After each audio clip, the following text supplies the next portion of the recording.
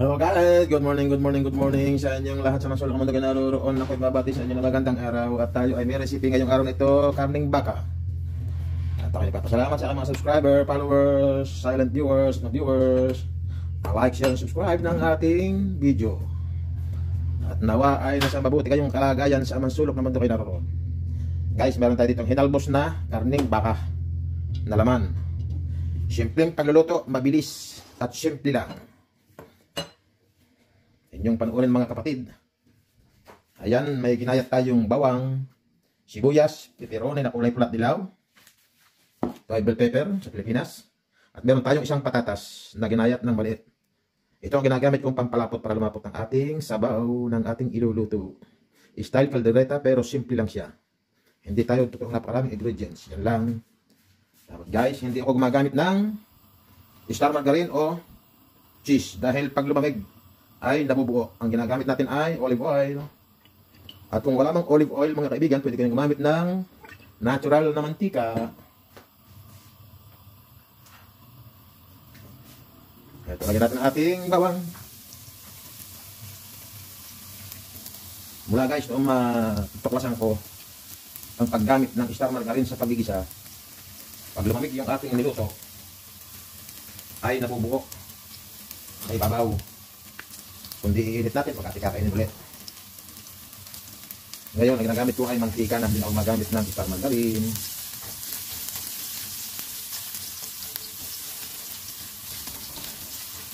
Ating pupukulahin ng kaunti ang ating bawang mga kaibigan. Ilagay natin ating sibuyas dahil ang ating bawang ay brown na.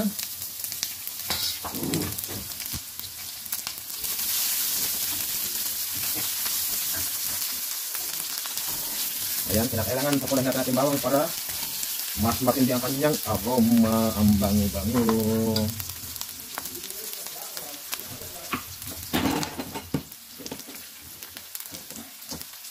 Para mabilis at simple lang, ihalbos natin ito, malambot na.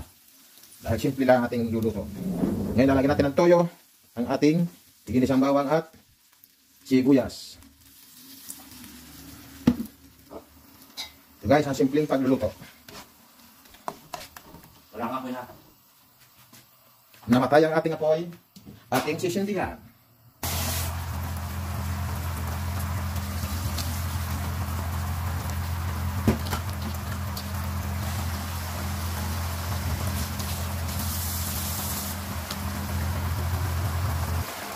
Nilagyan natin ng isang beef cube, tapos lalagyan natin ang ating karne.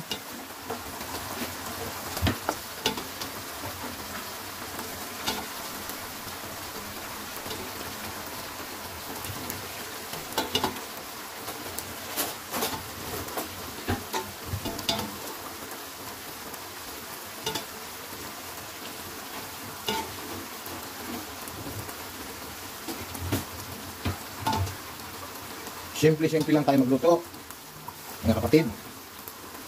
Lalo na kung sa Pilipinas, na grabe ang mahal ng mga bilihin, mga kaibigan. Simple-simple lang ating pagluto, pero masarap. O, heto na, o.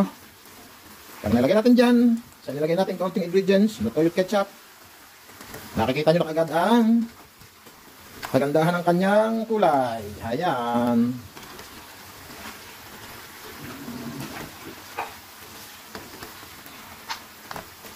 Oh, di ba mga kapatid?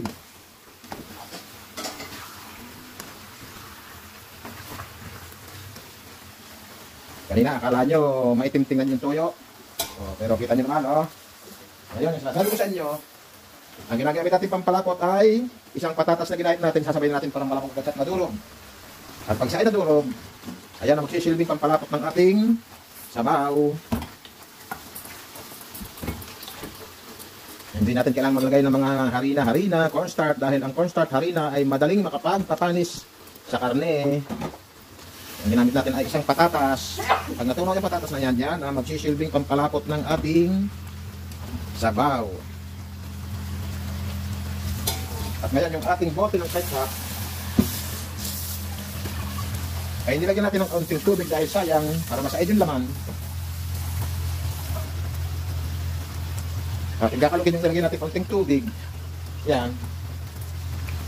At ating halok dito. At sayang naman yung natira sa bote. para lalong mas tumama ang kanyang kulay. Ayan.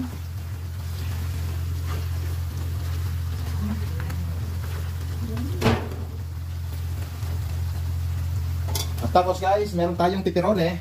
Ito, pepperoni natin. Maglalagay din tayo ng ilang piraso. At para siya ay matunaw, o hindi man matunaw, ay malabog siya ng labog na labog. At yan ay magsisilbi pa rin ang palapot at dagdag aroma pag sobrang kanyang luto at matutunaw siya. Yan ay magsisilbing lalong mas masarap ang ating sabaw. Yan. O, kita nyo naman, o, ang kulay. The best na, di ba? O. Yan. Tapos yung ating kaldo ng ating hinalbos na kaunti, ating ilalagay dyan, mga kaibigan. Ayun. O, kita nyo, nakasabaw siya. O, di ba? Ang ganda na agad ng kanyang kulay, mga kaibigan. Ayan. O. Tapos, ating tatakluban yan hanggang sa maiga. Ayan na guys. O, dalagyan natin yung ating pinaghalbusan, yung kaldo. Pero ang karne, bago natin nalbos, sinugas natin ng hugas at inalis yung mga bula. Tapos yan guys, ating tatakluban. Ayan at sa kumulo. At hanggang sa lumapo. At saka natin titikman. Dahil wala pa tayong nilagay dyan na asin, paminta lang at beef cube.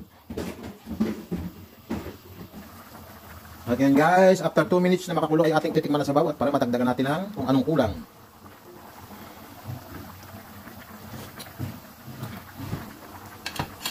Ayan guys, para sa akin ay medyo kulang ng konting asin, kaya dalagyan natin ng konti lang asin, mga kapatid.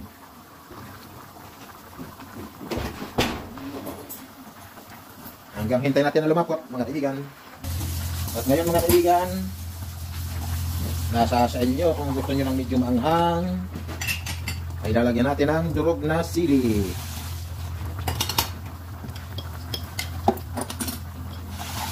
Ayan.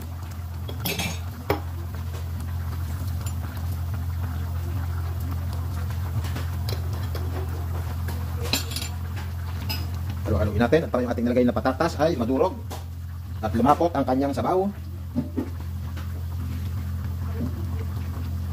Ayan na guys, simple lang.